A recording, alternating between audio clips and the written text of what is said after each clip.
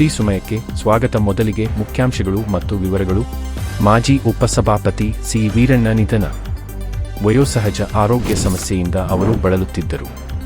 ಕೊರಟಗೆರೆ ತಾಲೂಕಿನ ಬುಕ್ಕಪಟ್ಟಣದ ನಿವಾಸದಲ್ಲಿ ಅವರು ವಿಶ್ರಾಂತಿಯಲ್ಲಿದ್ದರು. ಅಲ್ಲೇ ಅವರು ಕೊನೆಯುಸಿರೆಳೆದಿದ್ದಾರೆ. ಬೈರಸಂದ್ರದಲ್ಲಿ ಗಂಗರ ಕಾಲದ ಹುಲಿಬೇಟೆ ವಿರಗಲ್ಲು ಪತ್ತೆ. ಕ್ರಿಸ್ತಶಕ 850ರ ಕಾಲಮಾನದ ಶಾಸನ ರಕ್ಷಣೆಗೆ ಒತ್ತಾಯ.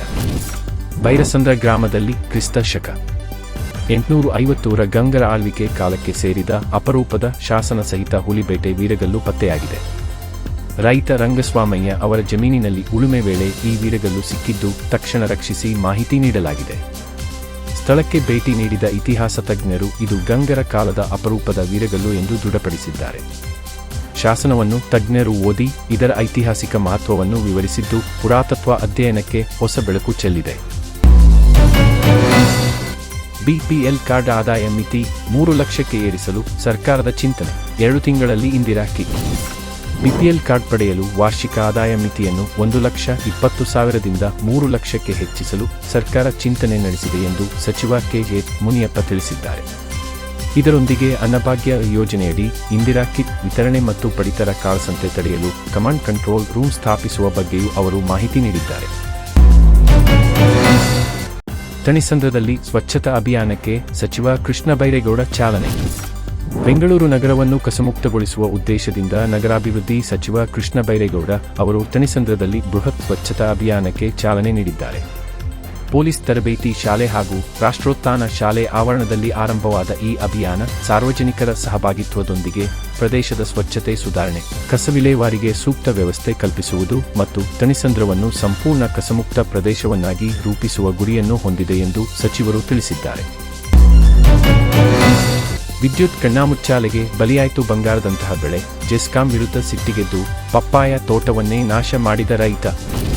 ಯಾದಗಿರಿ ಜಿಲ್ಲೆಯ ಶಹಾಪುರದಲ್ಲಿ ಜೆಸ್ಕಾಂ ಇಲಾಖೆಯ ವಿದ್ಯುತ್ ಕಣ್ಣಾಮುಚ್ಚಾಲೆಯಿಂದಾಗಿ ಬೋರ್ವೆಲ್ ಇದ್ದರೂ ಬೆಳೆಗೆ ನೀರುಣಿಸಲಾಗದೆ ರೈತನೊಬ್ಬ ತಾನು ಬೆಳೆದಿದ್ದ 2.5 ಎಕರೆ ಪಪ್ಪಾಯ ತೋಟವನ್ನೇ ಕತ್ತರಿಸಿ ನಾಶಪಡಿಸಿದ್ದಾನೆ. ಕೈಗೆ ಬಂದ ಬೆಳೆ ಕಣ್ಣೆದುರೇ ಒಣಗಿ ಹೋಗಿದ್ದಕ್ಕೆ ಅಧಿಕಾರಿಗಳ ವಿರುದ್ಧ ಆಕ್ರೋಶ ವ್ಯಕ್ತಪಡಿಸಿ ಕಣ್ಣೀರಿಟ್ಟಿದ್ದಾನೆ. ನೀಟ್ ಪರೀಕ್ಷೆಗೂ ಮುಲ್ಲಾಗಳಿಗೂ ಏನ್ ಸಂಬಂಧ ಎಂದಿದ್ದ ಸಿಟಿ ರವಿ ವಿರುದ್ಧ ಫೇರ್. ನೀಟ್ ಪ್ರಶ್ನೆ ಪತ್ರಿಕೆ ಸೋರಿಕೆ ಹಿನ್ನೆಲೆ ದೆಹಲಿಯಲ್ಲಿ ನಡೆಯುತ್ತಿರುವ ಪ್ರತಿಭಟನೆ ವಿರುದ್ಧ ಬಿಜೆಪಿ ವತಿಯಿಂದ ಚಿಕ್ಕಮಗಳೂರಿನಲ್ಲಿ ನಡೆದ ಯೂತ್ ಫಾರ್ ನೇಷನ್ ಕಾರ್ಯಕ್ರಮದಲ್ಲಿ ಮುಸ್ಲಿಂ ಸಮುದಾಯದ ವಿರುದ್ಧ ನಿಂದನಾತ್ಮಕ ಹೇಳಿಕೆ ನೀಡಿದ್ದ ಆರೋಪದ ಮೇಲೆ ಪ್ರಕರಣ ದಾಖಲಾಗಿದೆ. ಕಾಂಗ್ರೆಸ್ ದೇಶದಲ್ಲಿ ಅರಾಜಕತೆ ಸೃಷ್ಟಿಸಲು ಮುಂದಾಗಿದೆ. ಯದುವೀರ್ ಒಡೆಯರ್. ನೀಟ್ ಪ್ರಶ್ನೆ ಪತ್ರಿಕೆ ಸೋರಿಕೆ ಸಂಬಂಧ ಪ್ರತಿಭಟನೆ ಕುರಿತು ಮಾಧ್ಯಮಗಳೊಂದಿಗೆ ಮಾತನಾಡಿದ ಅವರು, ನೀಟ್ ಪ್ರಶ್ನೆ ಪತ್ರಿಕೆ ಬಹಿರಂಗ ಪ್ರಕರಣವನ್ನು ಕೇಂದ್ರ ಗಂಭೀರವಾಗಿ ಪರಿಗಣಿಸಿದೆ. ತಪ್ಪಿತಸ್ಥರ ವಿರುದ್ಧ ಕಾನೂನು ಕ್ರಮ ಕೈಗೊಳ್ಳಲಾಗಿದೆ. ಮರುಪರೀಕ್ಷೆ ನಡೆದು ಫಲಿತಾಂಶವೂ ಪ್ರಕಟವಾಗಿದೆ. ಆದರೂ ಇದೇ ವಿಚಾರ ಮುಂದಿಟ್ಟುಕೊಂಡು ಕಾಂಗ್ರೆಸ್ ಅರಾಜಕತೆ ಸೃಷ್ಟಿಸಲು ಹೊರಟಿದೆ.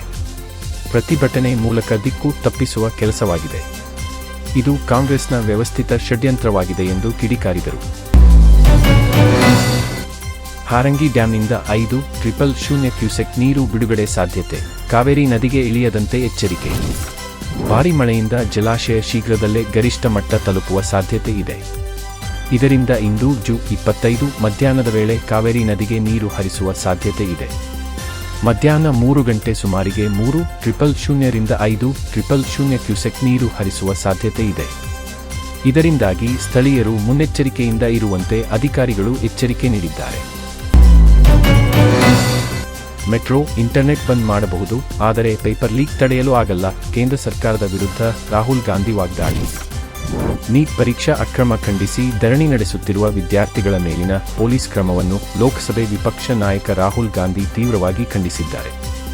ಕೇಂದ್ರ ಶಿಕ್ಷಣ ಸಚಿವ ಧರ್ಮೇಂದ್ರ ಪ್ರಧಾನ್ ತಕ್ಷಣವೇ ರಾಜೀನಾಮೆ ನೀಡಬೇಕು ಹಾಗೂ ಪ್ರಧಾನಿ ಮೋದಿ ದೇಶದ ವಿದ್ಯಾರ್ಥಿಗಳ ಕ್ಷಮೆಯಾಚಿಸಬೇಕೆಂದು ದೆಹಲಿಯಲ್ಲಿ ನಡೆದ ಸುದ್ದಿಗೋಷ್ಠಿಯಲ್ಲಿ ಆಗ್ರಹಿಸಿದ್ದಾರೆ.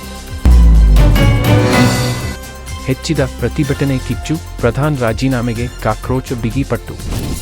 ನೀಟ್ ಪರೀಕ್ಷೆಯಲ್ಲಿನ ಅಕ್ರಮಗಳನ್ನು ಪ್ರಶ್ನಿಸಿ ಧರ್ಮೇಂದ್ರ ಪ್ರಧಾನ್ ರಾಜೀನಾಮೆಗೆ ಒತ್ತಾಯಿಸಿ ಸರ್ಕಾರದ ವಿರುದ್ಧ ಜೆಪಿ ನೇತೃತ್ವದ ವಿದ್ಯಾರ್ಥಿ ಪ್ರತಿಭಟನೆಗಳು ಬೃಹತ್ ರೂಪ ಪಡೆದುಕೊಳ್ಳುತ್ತಿದ್ದಂತೆ ದೆಹಲಿಯಲ್ಲಿ ಮೆಟ್ರೋ, ಇಂಟರ್ನೆಟ್, ಅಂಗಡಿ ಮುಂಗಟ್ಟುಗಳ, ರಸ್ತೆ, ಆಹಾರ ಎಲ್ಲದರ ಮೇಲೂ ನಿರ್ಬಂಧ ವಿಧಿಸಿದ ಪ್ರಧಾನಿ ಮೋದಿ ಜಿ ಅವರಿಗೆ ಪೇಪರ್ ಲೀಕ್ ನಿರ್ಬಂಧಿಸಲು ಆಗಲಿಲ್ಲ ಎಂದು ಕೇಂದ್ರದ ವಿರುದ್ಧ ರಾಹುಲ್ ಗಾಂಧಿ ಲೇವಡಿ ಮಾಡಿದ್ದಾರೆ.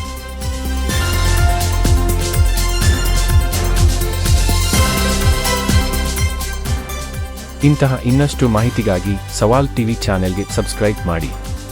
ವಿಡಿಯೋಗೆ ಲೈಕ್ ಮಾಡಿ, ಶೇರ್ ಮಾಡಿ ಮತ್ತು ಹೊಸ ವಿಡಿಯೋಗಳಿಗಾಗಿ ಬೆಲ್ ಐಕಾನ್ ಒತ್ತುವುದನ್ನು ಮರೆಯಬೇಡಿ. ಧನ್ಯವಾದಗಳು.